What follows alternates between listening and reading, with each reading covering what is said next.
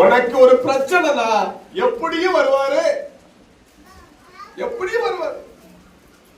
நீ நினைக்கிற வழியில் இல்லை, எந்த விதத்தில் வருவார் என்ற விசுவாசம் நம்பிக்கை உனக்கு வேணும். எந்த வழியில உன்னை தேடி வருவாரு. இவர் வந்த உடனே கவனிங்க, வந்து பேசுறாரு. பேசுற உடனே அவங்க ஏத்துக்கொண்டாங்க. ஆண்டவரே ஏசப்பா புரிந்து கொண்டாங்க. அதுக்கு பிறந்த படகுல ஏறாரு.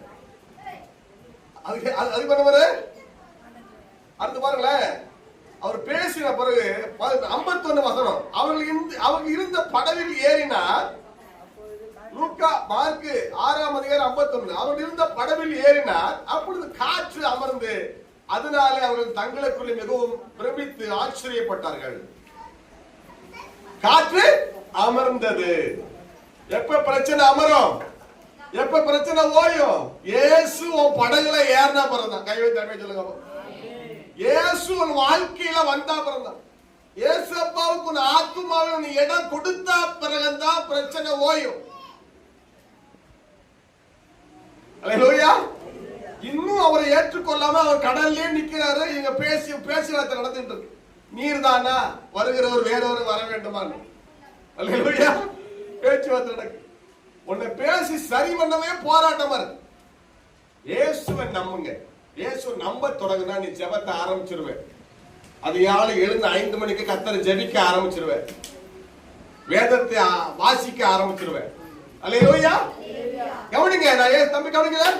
இயேசுவை ஏற்றுக்கொண்ட ஆரம்பத்துல ஒரு 17-18 வயசுல கவனிங்க, பக்கத்து வீட்டுல ஒரு டீச்சர், வயசான டீச்சர், அவங்க திண்ணையில வேணும் உட்காந்துக்கிடுவேன். தென்காசியில திண்ணையில உட்காந்துக்கிடுவேன்.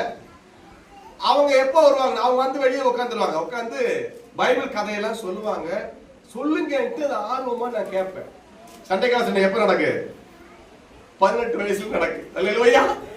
அது டீச்சரா போய் இல்ல ஆண்டு கத்துக்குள்ள நிறுத்த அடைஞ்சிட்டாங்க. அவங்க வந்து வெளியே உட்காந்து இந்த பைபிள் உள்ள கதையெல்லாம் என்கிட்ட சொல்லுவாங்க. எனக்கு ரொம்ப அது மேல ஆர்வமா இருக்கும். எது மேல ஆர்வமா இருக்கு? அவங்க சொல்றதெல்லாம் கேட்பேன். ஆச்சரியமா இருக்கும். ஒவ்வொரு கதையும் அப்படித்தான் கேட்பேன். ஆவியான தூண்டுற, நீ போய் உட்காரு. எனக்கு அவன் எப்ப வருவாங்கன்னு திண்ணையில உட்காந்து கேட்கறான்னு ஒரு எனக்கு ஒரு ஆர்வம். அதான் பரிசுத்த ஆவியானவர். கைவை தமிழ் சொல்லுங்க பாப்போம். ஆண்டவர் அப்படி தூண்டுற.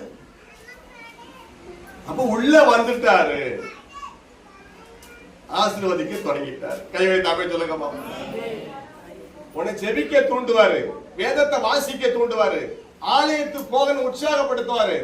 அல்லேலூயா. அந்த பரிசுத்த ஆவியானவருக்கு நீ முழுவதும் கீழ்ப்படியணும். பிசாசு கீழ்ப்படிய கூடாது.